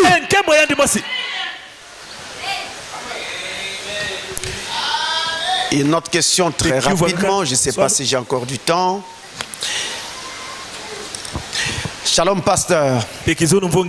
En faisant une étude sur un prophète, j'ai trouvé 5 sortes. Prophète Dieu, plus qu'un prophète, prophète majeur, mineur et prophétiseur. Y a-t-il une autre catégorie? Laquelle? Non, il n'y a pas une autre catégorie. Quand nous avons enseigné, vous vous rappelez, nous avons montré que ces 5 catégories-là, il y a un enseignement où cela est déjà contenu. Si vous en voulez, adressez-vous sur ma canal 7 et vous trouverez cela. Donc, il y a un enseignement sur ça. Et il n'y a que ces 5-là, il n'y a pas une autre catégorie. Où placer Agabus, Silas, Barnabas et les autres qui sont prophètes dans les actes? Gad, Zacharie fils de Joiada et les autres. Eh bien, tous ces autres dont vous parlez sont des prophètes mineurs. Un prophète est dit majeur lorsqu'il a le ainsi dit le Seigneur, donc les visions, et il a un message pour une génération. Ça, c'est un prophète majeur. C'est ce genre de prophète qu'on appelle prophète des nations. Maintenant, un prophète est dit mineur lorsqu'il a le ainsi dit le Seigneur, donc les visions, mais il n'a pas de message. C'est un prophète mineur. C'est un simple Éphésiens 4. Il n'y a rien de particulier. Voyez-vous? Parce que même les visions qu'il a, eh bien, les autres ministères aussi peuvent les avoir. Il n'y a vraiment rien de particulier. Voilà la différence entre les deux. Maintenant, le prophète Dieu, il n'y a qu'un seul dans cette catégorie, nous disions. C'est Jésus lui-même. Plus qu'un prophète, il n'y en a que 2 dans cette catégorie. Nous disions en ce temps-là Jean le Baptiste Élie le prophète du temps de la fin. Voyez-vous? Et voilà un peu pour cela. Maintenant, les prophétiseurs, c'est un mot que nous prenions même entre guillemets dans notre enseignement là, pour parler de ceux qui ont les dons de prophétie. Selon 1 Corinthiens 12, on les appelle entre guillemets des prophétiseurs. Donc ils ont un don de prophétie, mais on ne peut pas les appeler prophètes. Ils n'en ont... Voilà pourquoi en fait on cherche même un mot. Mais comme ils ont un don de prophétie, c'est pourquoi on essaie de trouver quelque chose pour cela. Une autre question. Pourrais-je avoir des citations où Frère Branham parle de la façon de placer les fidèles pendant le culte? Homme à droite, femme à gauche du ministre. Très bien. Je voudrais vous dire ceci, chers amis. Écoutez-moi bien. Nous sommes là en face d'un point qui n'est pas doctrinal. Je répète. Nous sommes ici en face d'un point qui n'est pas doctrinal. Ce n'est pas une doctrine que de placer les gens comme ça. Homme à droite, femme à gauche. Je peux aussi les mélanger. Mais si je ne les mélange pas aussi, il n'y a pas aussi de problème. Parce qu'il n'y a pas de doctrine. Voilà la Bible. Montrez-moi ça. La doctrine, c'est tout ce que vous allez trouver dans la Bible et qui est établi comme une règle. Montrez-moi ça. Ça y est là. Montrez-moi ça au sein de le prophète. Fouillez dans tout le message. Il n'y en a pas. Il n'y en a pas. Je répète encore. La doctrine, c'est tout ce que vous allez trouver dans la parole et qui est établi comme une règle. On ne peut plus la changer. Le baptême d'eau doit se faire au nom du Seigneur Jésus-Christ. C'est une règle. Tu ne peux pas te lever un matin et dire aux gens, Dieu m'a révélé. Maintenant je vais vous baptiser au nom de Jésus dans Branham. Non. La règle, on ne peut plus la changer. C'est une doctrine. Mais faire asseoir les gens dans le culte, il n'y a pas de règle. Au Branham Tabernacle, on mélangeait les hommes et les femmes. Parce qu'au Branham Tabernacle, d'abord, nous avons affaire à une civilisation occidentale. Il ne faut pas confondre les choses. La civilisation occidentale n'est pas la nôtre. En Europe, par exemple, un homme peut épouser une femme plus vieille que lui. Je connais quelqu'un en France, par exemple, qui sa femme a au moins 55 ans. Pendant qu'il en a 36. Autour de là. Mais ça chez nous, tu ne peux pas voir ça. Un homme avec une femme plus âgée d'une année ou deux, ça ne se fait pas remarquer. Il n'y a que sur les actes de naissance qu'on peut le savoir. Mais tu prends une vieille, tu mets à côté d'un jeune. En Afrique, ça sera un spectacle. Vous ne pourrez même plus jamais sortir. Si vous essayez d'aller là, à la cité, ou n'importe où pour manger quelque chose, les photographes, les journalistes vont se rassembler autour pour chercher à couvrir l'événement, un reportage. Donc, chez nous, ça ne se peut pas. Donc, il y a des choses qui peuvent se faire là-bas par la civilisation de là-bas, mais qui ne marchent pas chez nous. Donc, il y a d'abord ça. Ensuite, au Branham Tabernacle, ils n'ont jamais eu des bancs. Ils ont eu tout le temps des chaises. À l'exception du banc des pénitents qu'on met toujours devant l'autel. C'est un banc. Quand les gens viennent, ils mettent leur coude sur ce banc-là quand ils viennent se repentir et pleurer devant Dieu. On appelle ça le banc de pénitents. Il fut une fois, ici on en avait. Et je prendrai un moment où je vais restaurer ça. Le banc de pénitents. Il y en avait ici au tabernacle. Donc, Branham Tabernacle a toujours des chaises où chacun s'assoit et est normalement à sa place. Mais ils n'ont jamais eu de bancs. Or, toutes nos églises du message de la RDC, au Congo-Brazzaville et un peu partout, nous avons commencé nos assemblées avec des bancs. Pour les anciens qui sont arrivés ici, il n'y avait pas de chaises comme ça dans ce tabernacle. Il y avait des bancs où tout le monde se serrait et se collait. À cause de ça, dans nos débuts, dans le message, dans nos débuts, depuis la première église du Nkukabeteke à Brazzaville, nous avions pris l'option de séparer les hommes et les femmes pendant les cultes. Parce que vous savez, avec les femmes parfois c'est dangereux. Pendant que tu es assis à côté sur un banc où vous êtes vraiment serré,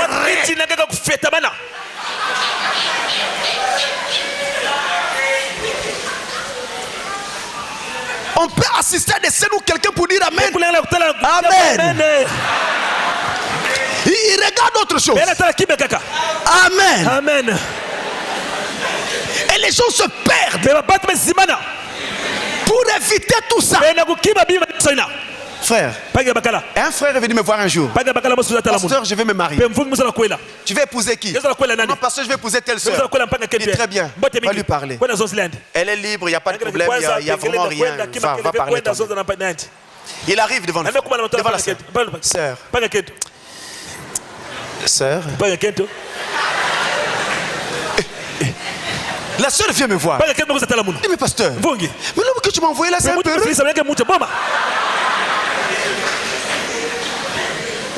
Vous voyez un peu ça. Donc maintenant, ce jour-là, je vais vous raconter une petite scène qui est arrivée chez nous à Canal 7. Mais je ne cite pas de nom. Hein. Le frère là, qu'il me pardonne, au nom de l'amour fraternel. On était en train de former nos journalistes. Il y avait un que j'étais en train de préparer pour une certaine émission. Alors, on prend une sœur, on met à côté, pose-lui des questions.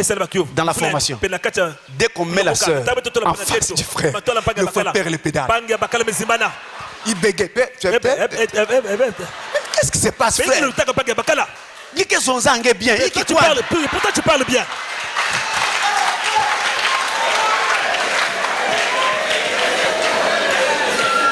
Les gens de Canal 7 se rappellent. Après on a compris.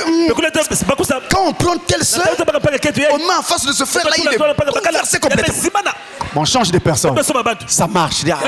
Il peut donner bien. Mais le frère là, il peut bien donner. On a changé de personne, ça marche. Et je me suis dit, ça peut donner avec le frère. On reprend la même soeur. On remet là. Frère, qu'est-ce qu'il y a, frère? Même frère Branham dit que la femme est un être dont le corps est un temple de nature différente. Elle n'a pas été créée comme nous les hommes. C'est donc à cause de cela que depuis nos premières églises du message dans tout le Congo, je dirais même tous les deux Congos, même l'Angola, le Centrafrique et tous les autres pays, on avait séparé les hommes et les femmes. Vous voyez, là vous êtes plus à l'aise parce que celle qui est à côté de vous c'est une femme. Là-bas aussi les frères sont plus à l'aise, c'est lui qui est à côté de cet homme. Mais on peut aussi mélanger. Il n'y a aucun problème. Ce n'est pas une doctrine. Pour dire que comme c'est pas fait, donc vous êtes une dénomination. Non, c'est pas une doctrine. Il y a une écriture, il n'y en a pas. Mais je peux mélanger. Nous sommes allés à la conférence débat. Ceux qui se rappellent 2007, dans une salle bien appropriée. Comment étaient assis les gens? On les avait mélangés. N'est-ce pas? Nous sommes allés à la campagne d'évangélisation là-bas avec Pasteur Barouti. Comment étaient assis les gens? On les avait mélangés. Mais maintenant, aller chez Barouti, dans son église, c'est séparé. Les hommes d'un côté, les femmes de l'autre. Maintenant, je vais vous dire autre chose. La séparation homme-femme a plutôt quelque chose à voir même dans la parole. Parce qu'en Israël, dans le temple, chez les Juifs, jusqu'à aujourd'hui, les femmes, quand elles viennent dans le temple, n'adorent jamais au même endroit que les hommes. Il y a même un mur qui sépare les hommes et les femmes. Pas seulement des couloirs comme ça. Un mur. Ça, c'est dans le temple. Jusqu'aujourd'hui. Vous allez dire quoi? Donc chez les Juifs là-bas c'est quoi? Mais le salut vient d'où? Le salut ne vient-il pas des Juifs? Si vous séparez, il n'y a aucun problème. Vous ne faites pas mal. Si vous mélangez et que les conditions sont remplies pour ça, il n'y a pas aussi de problème. Au Branham Tabernacle, non seulement qu'il mélangeait, Frère Branham allait plus loin. Quand il n'y avait plus de place dans l'assemblée, il prend même un frère, une soeur qui n'avait pas de place. On vient les mettre ici. On les fait asseoir ici. Oui, je peux vous produire des photos. Frère, soeur, il n'a pas de ministère. Asa maman pasteur T. On met là. Et William Branham dit non, venez, il y a de la place ici, venez, on les met à l'hôtel. Maintenant vous allez dire quoi? Donc nous allons prendre ça comme un modèle. Chaque jour de culte, on prend ceux qui n'ont pas de place, on vient les mettre. Il y a des gens qui commenceront à arriver en retard pour venir s'asseoir ici.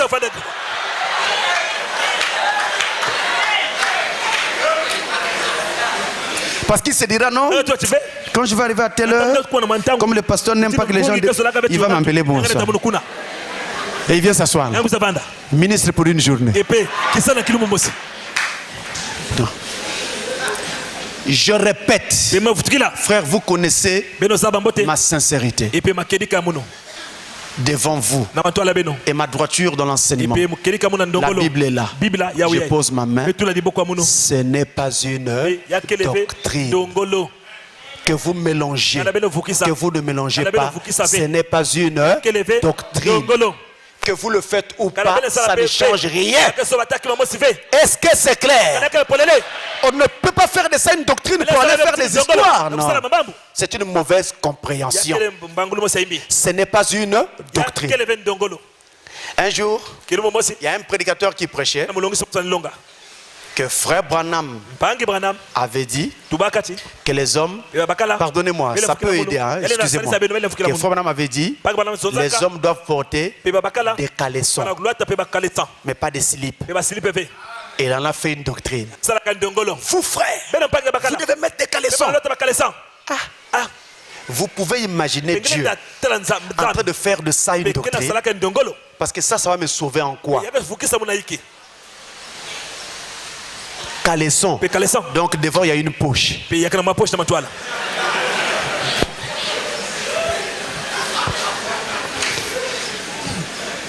Et il fallait aller acheter là où il y avait une poche.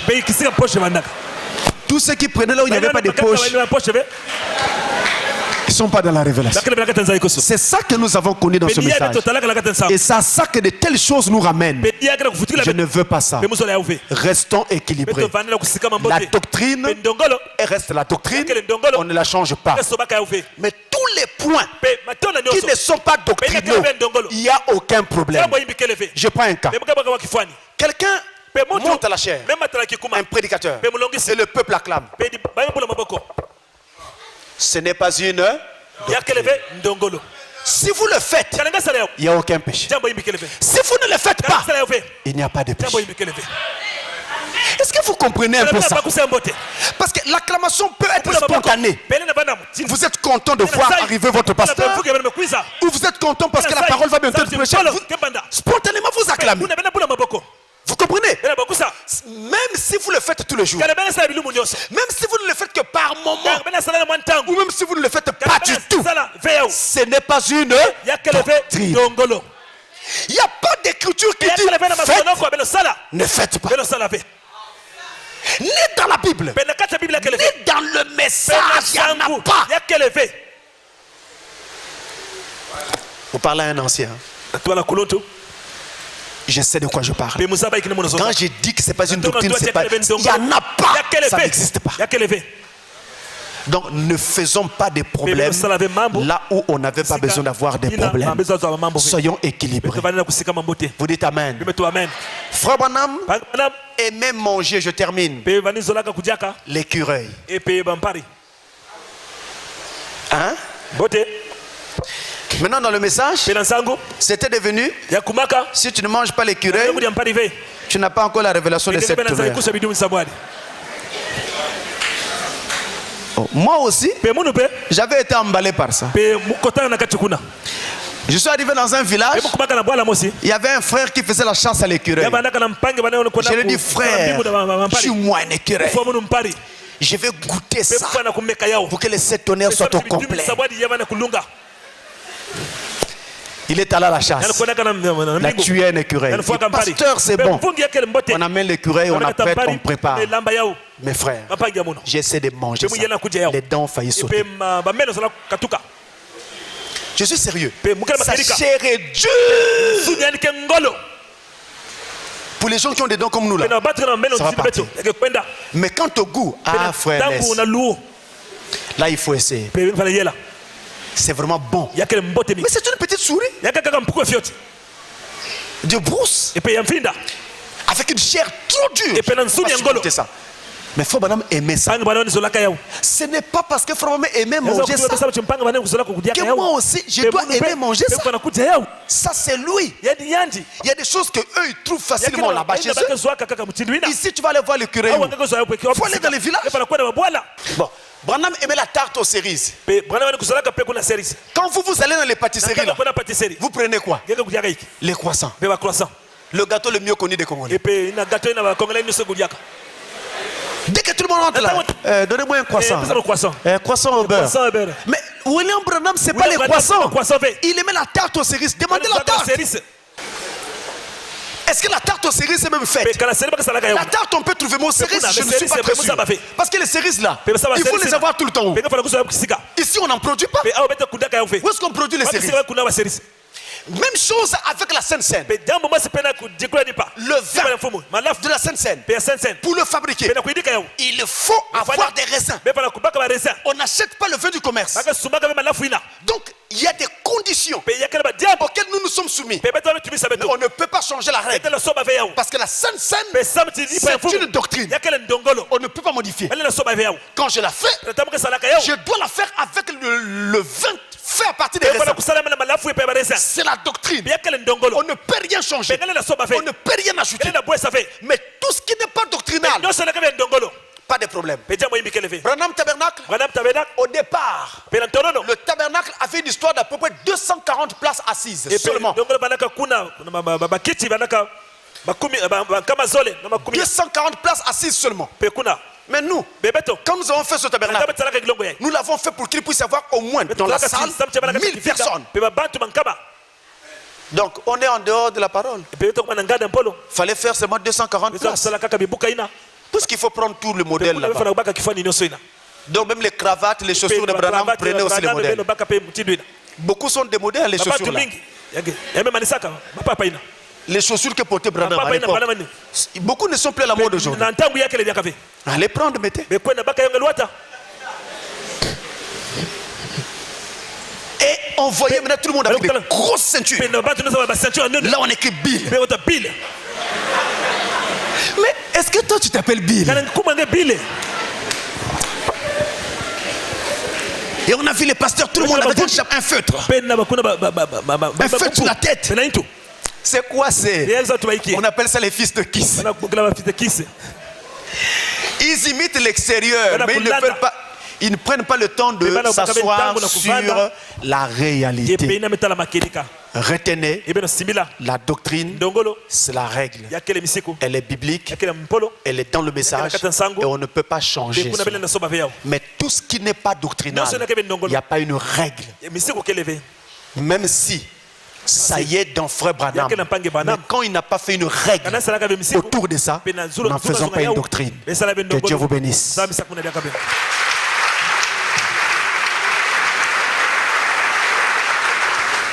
Alors nous nous remettons au Seigneur.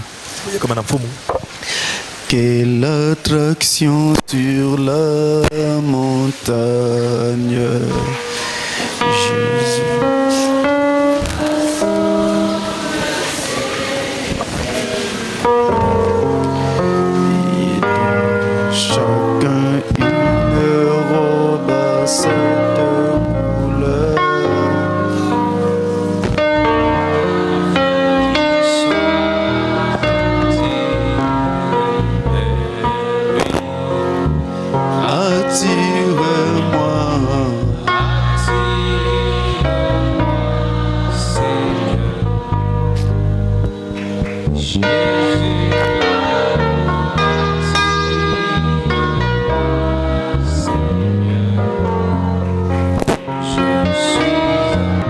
Chacun se remette à Dieu en prière.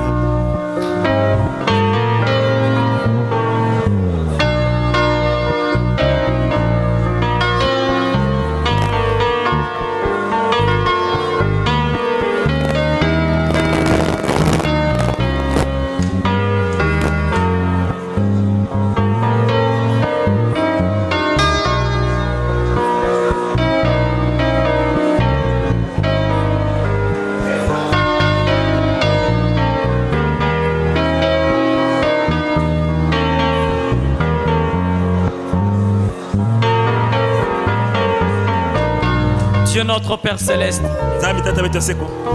nous voulons te dire merci ce matin parce que nous avons été merveilleusement bénis dans ta présence au travers ces questions et réponses qui ont positionné notre foi, qui ont stabilisé notre foi, afin que nous ne puissions pas être des gens ballottés par toutes sortes de doctrines, mais que notre foi soit ancrée dans ta parole. Un grand merci au Dieu Tout-Puissant pour tout ce que tu as fait parmi nous. Car tu as dit, Père bien-aimé, la parole est une santé véritablement pour notre vie physique, mais aussi pour notre vie spirituelle. Ainsi, Père bien-aimé, au travers de ces questions et réponses, ta parole a été répandue dans la salle. Laisse que partout il y avait des doutes, Seigneur, que la lumière entre. Laisse que partout, Père bien-aimé, il y avait véritablement une urgence, que l'urgence soit résolue. Laisse que partout il y avait véritablement des besoins physiques, que la solution soit apportée. Père très saint, car tu as fait la promesse que tu ne rassembles jamais un peuple en vain. Et nous croyons de tout notre cœur ce matin, tu ne nous as pas à rassembler en vain, mais quelque chose venant de toi, Père bien-aimé, a pris place dans nos vies, Seigneur. Ainsi, une fois encore de plus, nous te disons vraiment merci, Père bien-aimé. Merci aussi pour le vase que tu as utilisé, que nous n'aurons plus encore de ton feu et de ta puissance. Merci encore au Dieu Tout-Puissant pour tous tes enfants que tu as utilisés afin que ce service puisse avoir lieu. Puisse l'honneur, la gloire, la puissance d'être rendue pour tout ce que tu as fait. Bénis cette église, bénis notre pasteur Sani, bénis les diacres et les administrateurs. À toi nous remettons notre chemin de retour. Accompagne chacun de nous, Père. Et que chaque jour, oh Dieu, que le Saint-Esprit continue à faire son travail dans nos vies. Honneur à toi, gloire et puissance, au nom de Jésus-Christ. Amen.